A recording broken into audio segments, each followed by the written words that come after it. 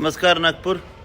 तर मित्रांनो, 379 बद्दलची मला माहिती आपल्याला द्यायची होती की 379 कलम म्हणजे काय.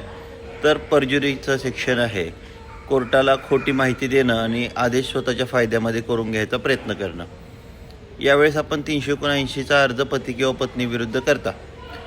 हा अर्ज दिल्यानंतर काय होतं, तर या अर्जावर जर आपलं आर्ग्युमेंट मान्य न्यायालयात मंजूर झालं तर मान्य न्यायालय त्या अर्जावर खोटी माहिती देणाऱ्या पक्षकाराचं म्हणजे तुमच्या पतीचं किंवा तुमच्या पत्नीची प्राथमिक चौकशी करतं. अगदी प्राथमिक, खोटी माहिती आहे की नाही वगैरे वगैरे.